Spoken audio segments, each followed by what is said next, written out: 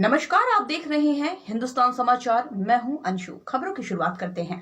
Roorkee roadways bus अड्डा shift करने के विरोध में किसान यूनियन और कर्मचारी यूनियन के नेता हुए एकजुट। व्यापारियों का भी मिला समर्थन। बैठक कर उग्र आंदोलन की दी चेतावनी।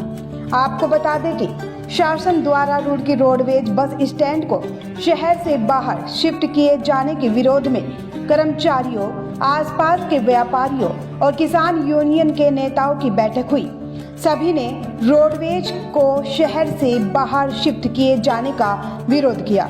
साथ ही रोडवेज बस अड्डा बाहर शिफ्ट किए जाने पर उग्र आंदोलन की चेतावनी भी दी गई। आपको बता दें कि रुड़की के रोडवेज परिसर में आयोजित बैठक को संबोधित करते हुए भारतीय किसान यूनियन क्रांति के राष्ट्रीय अध्यक्ष विकास सैनी ने कहा कि प्रदेश में हरिद्वार जिले के साथ शुरू से ही भेदभाव किया जा रहा है, चाहे मूल निवास का मामला हो या सरकारी नौकरियों में प्राथमिकता दिए जाने का।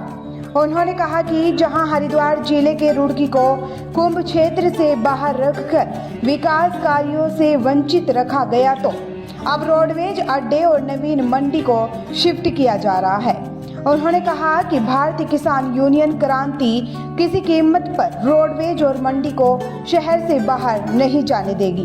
उत्तराखंड परिवहन निगम कर्मचारी संयुक्त मोर्चा के पदाधिकारियों ने कहा कि 1986 से यह बस अड्डा यहाँ पर है और शहर की पहचान है। इसके साथ ही IIT, CBRI, NIH आदि जैसे राष्ट्रीय अंतर्राष्ट्रीय संस्थान यहाँ है। रोडवेज शिफ्ट होने से छात्र छात्राओं को परेशानी होगी। इसके साथ ही इसके सहारे चल रहे होटल, रेस्टोरेंट आदि के सैकड़ों संचालक बेरोजगार हो जाएंगे। बस अड्डा शहर से करीब 7 किलोमीटर दूर शिफ्ट किया जा रहा है। लोगों को वहां आने जाने में काफी पैसा खर्च करना पड़ेगा। इसके साथ ही देर रात आवागमन बहुत मुश्किल होगा। कि आप देख रहे होंगे कि हल्लू मजरा, हद्दीवाड़ा किधर ये पूरा सब इतनी दूर दूर तक का एक आदमी इस रुड़की क्षेत्र का, भगवानपुर विधानसभा का, जबरेड़ा विधानसभा का एक आदमी भी ये नहीं चाहता कि रोडवेज अड्डा यहाँ से हटे। ये रुड़की की शान है, रुड़की की शान रहना चाहिए। आप ये देखो कैसा हमारे बच्चे, जैसे यूनिवर्सिटी में विदेशों तक के बच्चे हैं यूनिवर्सिटी में, तो वो वहाँ जाएंगे भाई। रात को अगर 1 बजे किसी को दिक्कत होगी, उसे घर जाना अपने, तो वो कहाँ जाकर बैठेगा। आज तो यही कहीं इतनी बड़ी सुविधाएं हैं। मतलब एक तरफ तो सरकार को जनहित में काम करना चाहिए, ये अहित में काम कर रहे। मतलब जो जनता को जिस चीज में लाभ है वो काम करना चाहिए। तो जनहित को देखते हुए रोडवेज अड्डा एक मिनट भी यहाँ से सरकना नहीं चाहिए। अनैतिक लोगों का इसमें निजी स्वार्थ के कारण इन्होंने बड़े बड़े जो मॉल खोलने वाले लोग हैं, व्यापारी हैं, जो उन्हें ये जगह बेच दी। रुड़की मंडी और ये नक्शे तक इनके तैयार हो गए। तो ये एक बड़ा लाभ सरकार कमाने के लिए और जनता को कुएं में धकेलने के लिए, उन जनता को, आम जनता को परेशान करने के लिए ये योजनाएं बनाई जा रही है, अपनी जेब भरने के लिए। कि भाई वो तो उसके बारे में तो देखो मुझे जानकारी नहीं है, पर मैं तो हरिद्वार के सभी जितने भी जनप्रतिनिधि हैं वो बेचारे, मैं तो उनकी बात को समझ रहा हूँ, वो मजबूर हैं। वो जनहित की बात कर ही नहीं सकते।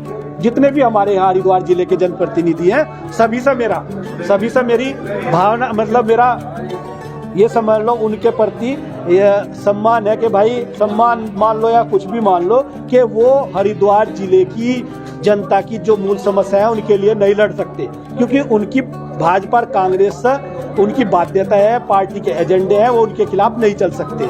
आज भाजपा और कांग्रेस का सिर्फ एक ही मकसद है कि हरिद्वार के लोगों की जेब कैसा खाली की जा, इन्हें कैसा परेशान किया जा, इन्हें कैसा शिक्षा से वंचित रखा जाए, इन्हें कैसा चिकित्सा से वंचित रखा जाए, कैसा किसान को परेशान किया जा। नहीं तो आप देख लो, बराबर में भाजपा की सरकार है उत्तर प्रदेश में, वहाँ ट्यूबवेलों के बिल फ्री कर दिए। जिन किसानों ने बिजली का बिल जमा कर दिया था उनका वापस दिया। तो कहीं ना कहीं यहाँ की सरकार की मंशा हरिद्वार के जिले के जनता को लेकर खराब है। हाँ, इसमें जो हमारे संज्ञान में आया, संगठन के सभी रुड़की डिपो के कर्मचारियों के द्वारा एक मोर्चा बनाया गया है। उसमें शासन की जो 17 मई को एक मीटिंग है बस अड्डा शिफ्ट करने के संबंध में। जब कर्मचारी को पता लगा तो तुरंत कर्मचारियों ने अपनी मीटिंग की और मीटिंग करने के बावजूद उन्होंने निर्णय लिया कि भाई जो सरकार को जो हमारी कम से कम पीड़ा, यहाँ की आम जन की पीड़ा को समझना चाहिए। और उन्होंने यहाँ के जो मौजूदा विधायक हैं माननीय प्रदीप बत्रा जी, उन्होंने विधानसभा में क्वेश्चन भी पुटअप किया था कि वहाँ पर जो बहुत जाम लगा रहता है और आए दिन दुर्घटना हो रही है, ये उन्होंने बिल्कुल सरासर गलत कहा। विधानसभा में जो क्वेश्चन उठा वो गलत उठा है, क्योंकि यहाँ पर आप देखें कि बाईपास जो हो, रुड़की बाईपास हो गया, उधर से जो भगवानपुर बाईपास इधर वो होगा, जितने सारे बड़े वाहन है सारे जो हो बाहर गुजारे हैं। उधर सोलानी नदी का जो पुल है वो जो हो बंद है, तो जाम की तो यहाँ कोई है ही नहीं। ये तो उनकी एक मोनोपोली चल रही है कि किसी तरीके से यहाँ से हो अभी जो देख रहे कि तहसील में पार्किंग बनाई जा रही, और यहाँ से उनका कोई सोची समझी तहत के तहत जो एक प्रोजेक्ट कोई बनाया जा रहा है, और बस अड्डा जो अनियंत्र मतलब जो बिजौली बाईपास पर मतलब जो रुड़की बाईपास पर ले जा रहे हैं, जो कि आम जन को बहुत परेशानी। रात के 12 बजे को कोई कर्मचारी कोई महिला इकली वो वहाँ पर उतरेगी तो कैसा आएगी, 300 रुपये लेगा ये रिक्शा वाला। और पहली बात तो ये उसका अपना जो वो भी सुरक्षित नहीं रहने का आना जाना भी। तो हमारा यो सरकार से अनुरोध है कि कम से कम जो 1986 तो यो हमारा बस स्टैंड है और यहाँ पर कोई भीड़ नहीं है, ज़्यादा ही कर सकते थे यहाँ तो इसको बड़ा बनवागा। जबकि अभी हमारे बीच में नहीं, हमारे परिवहन मंत्री जी स्वर्गीय माननीय सुरेंद्र राकेश जी, उन्होंने एक मुहिम चलाई थी कि जो तहसीलदार का जो बराबर में यहाँ जो जमीन खाली पड़ी है यो रुड़की बस अड्डे को दे दी जा, परंतु वह जो तुरंत एकदम वो मैटर बंद कर दिया गया था। अगर ये समय हो जाता तो बहुत बड़ा बस अड्डा बन जाता। अगर उनको यही वो दिख रहा है तो हमारी कार्यशाला कहीं और शिफ्ट करवा दो और इसे बड़ा बनाकर रुड़की बस स्टैंड यहीं रहना चाहिए। यहाँ का आम जन को बहुत सुविधा मिलेगी और अभी यहाँ से रात के 12 बजे भी कोई आदमी उतर जाए तो बड़े आराम से शहर में जा सकता है। यहाँ भीड़ बिल्कुल नहीं है। तो हमारा सरकार से अनुरोध है कि यहाँ से ये बस स्टैंड जो शिफ्ट न किया जाए। तो अभी तक की खास खबरों में बस इतना ही। बाकी की तमाम छोटी बड़ी खबरों से जुड़े रहने के लिए देखते रहिए हिंदुस्तान समाचार, क्योंकि सच देखता है हिंदुस्तान। देखते रहिए हिंदुस्तान समाचार, क्योंकि सच देखता है हिंदुस्तान।